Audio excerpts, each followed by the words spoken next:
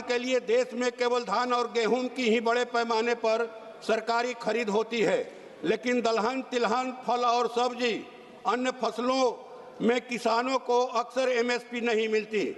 यह स्थिति किसानों के लिए चिंता का विषय है। महोदय, धान का समर्थन मूल्य, महोदय 1 मिनट टाइम दिया जाए।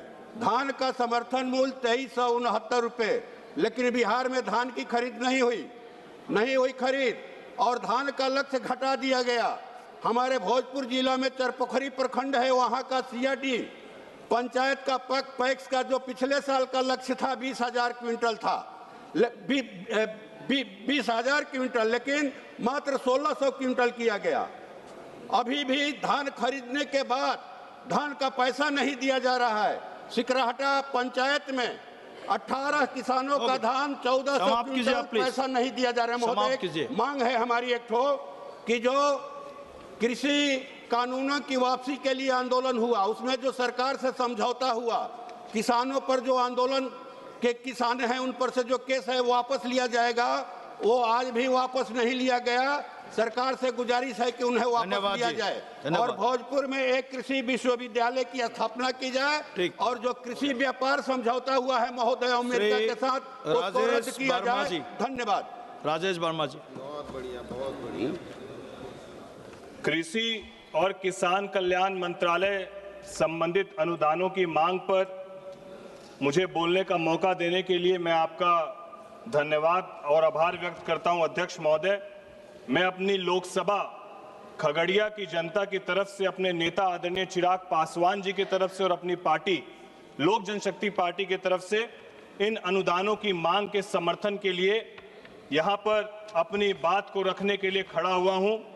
अध्यक्ष महोदय, जब हम लोग राष्ट्रगान गाते हैं तो राष्ट्रगान की पहली जो पंक्ति है, जन गण मन अधिनायक जय हे भारत भाग्य विधाता, उस पहली पंक्ति में जो भारत भाग्य विधाता है, आखिर कौन है वो भारत भाग्य विधाता जिसकी मेहनत पर यह 140 करोड़ का देश पलता है, जिसका हल चलता है तो इस देश की हर एक समस्या का हल निकलता है, धरती से जिसका माँ और बेटों सा रिश्ता है, हमारे कर्णधार, हमारे अन्नदाता, हमारे किसान हैं और वही है इस पंक्ति में जो पहली लाइन लिखी गई है, भारत भाग्य विधाता, वही किसान है हमारे भारत भाग्य विधाता। मैं इसके लिए आज अपने देश के यशस्वी प्रधानमंत्री जी का और यहाँ मौजूद हमारे कृषि मंत्री आदरणीय शिवराज सिंह चौहान जी का हृदय से आभार और धन्यवाद व्यक्त करता हूं कि राष्ट्रगान की पहली पंक्ति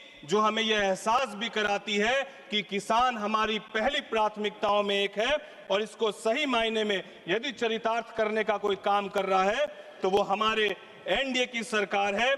जिस तरीके से हमारा देश विश्व स्तर पर एक नए आयाम को लिखने जा रहा है, वही हमारे देश के यशस्वी प्रधानमंत्री और कृषि मंत्री जी के सामूहिक प्रयास से लगातार कृषि के क्षेत्र में भी हमारा देश जो है एक नए आयाम को लिखने का काम कर रहा है। अध्यक्ष महोदय, क्योंकि हम जानते हैं कि हमारा देश तभी आगे बढ़ेगा जब हमारे देश का किसान आगे बढ़ेगा और इसके लिए कहना चाहते हैं, किसानों के लिए कहना चाहते हैं कि धूप में जलकर भी जो मुस्कुराता है, हर मौसम में जो फसल उगाता है, खुद भूखा रहकर भी सबको खिलाता है, वो किसान ही है अध्यक्ष महोदय जो इस देश को चलाता है, जो इस देश को चलाता है। अध्यक्ष महोदय, अभी विपक्ष के हमारे बहुत सारे साथी लगातार अपने आप को किसानों का रहनुमा बता रहे थे और बार बार हमारे एनडीए की सरकार को कोसने का काम कर रहे थे। अध्यक्ष महोदय,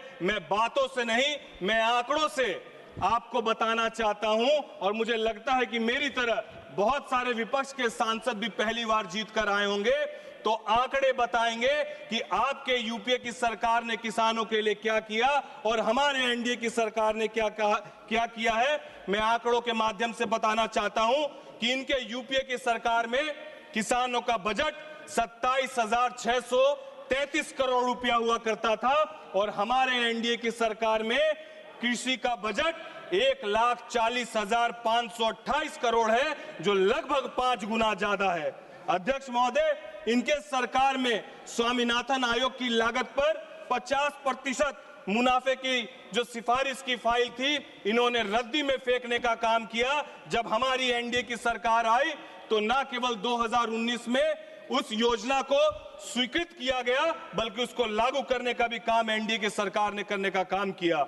यूपीए की सरकार में 13-14 में धान की एमएसपी पर 1310 रुपया दिया जाता था। एनडीए की सरकार बनने के बाद 2369 रुपए देने का काम किया गया। अध्यक्ष महोदय, यूपीए की सरकार में ज्वार की एमएसपी पर 1500 रुपया मिलता था और हमारी सरकार बनने के बाद 3699 रुपए का एमएसपी ज्वार पर देने का काम एनडीए की सरकार ने करने का काम किया। अध्यक्ष महोदय, मक्के की एमएसपी पर ये 1310 रुपया दिया करते थे, हमारी सरकार ने 83% बढ़ाकर 2400 रुपए करने का काम किया गया। और इसके लिए मैं अपनी लोकसभा खगड़िया के किसानों की तरफ से हमारे देश के यशस्वी प्रधानमंत्री जी का आभार धन्यवाद व्यक्त करते हैं, क्योंकि सबसे ज्यादा मक्के का उत्पाद यदि किसी लोकसभा और जिले में होता है तो वो मेरी लोकसभा खगड़िया लोकसभा में होता है। अध्यक्ष महोदय, 2004 से 13 में धान की खरीद यूपीए की सरकार में 4.40 लाख करोड़ रुपए का किया गया था और एनडीए की सरकार में 12.51 लाख करोड़, जो लगभग 3 गुना ज्यादा है। अध्यक्ष महोदय, इन्होंने अपने कार्यकाल में किसानों पर केवल 1.51 लाख करोड़ रुपए खर्च किए थे और हम लोगों की सरकार ने लगभग 9 गुना ज्यादा 10.75 लाख करोड़ रुपए खर्च करने का काम किया है। ये केवल जो अभी अपने आप को किसानों का रहनुमा बता रहे हैं, इनके कार्यकाल में 2004 से 14 के बीच 1,70,500 किसानों ने आत्महत्या करने का काम किया। अध्यक्ष महोदय, और हमारी सरकार किसानों को आत्महत्या करने पर नहीं, उनके आत्मविश्वास को बढ़ाने का काम करती है। अध्यक्ष महोदय, और ये स्वाभाविक सी बात थी कि इनके समय में किसानों का आत्मविश्वास नहीं बढ़ाया जा सकता था, क्योंकि इनके प्रधानमंत्री स्वयं बोलते थे कि यहां से 1 रुपया भेजते हैं तो किसानों को 15 पैसा ही मिलता है, और अभी की सरकार यहां से किसानों को जो भेजती है वो सीधे किसानों के खाते में जाने का काम होता है। अध्यक्ष महोदय, आज भारत 150.18 मिलियन टन चावल का उत्पाद करके चीन को पीछे करकर देश में विश्व में पहला स्थान पाने का काम किया। इसके लिए हम लोग अपने किसान भाइयों का बहुत बहुत आभार और धन्यवाद व्यक्त करते हैं। अध्यक्ष महोदय, मैं साथ ही साथ अध्यक्ष महोदय अंतिम 2 लाइन कहना चाहूंगा। अध्यक्ष महोदय, जिस तरीके से बंगाल के हमारी बहन सांसद बोल रही थी, मैं बंगाल के कृषि मॉडल पर भी बस 1 मिनट कहना चाहूंगा, जो एक कड़वा सच और दर्दनाक सच है, जो इस सदन में रखना चाहूंगा। ये कहते हैं कि ये किसानों के हितैषी हैं, इनका बुनियादी ढांचा और कोल्ड स्टोरेज के अभाव के कारण इनके यहाँ के ही किसान, आलू के किसान रखाल अली ने आत्महत्या करने का काम किया और इनकी सरकार मूक दर्शक बनकर बनी रही, देखती रही। और ये क्यों हुआ? क्योंकि इनको सिर्फ राजनीति करने से मतलब है।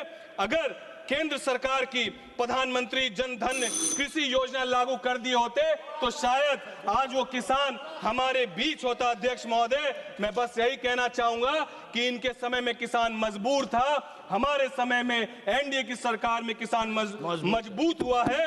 और एक 4 पंक्ति से अपनी बात को पूरा करूंगा।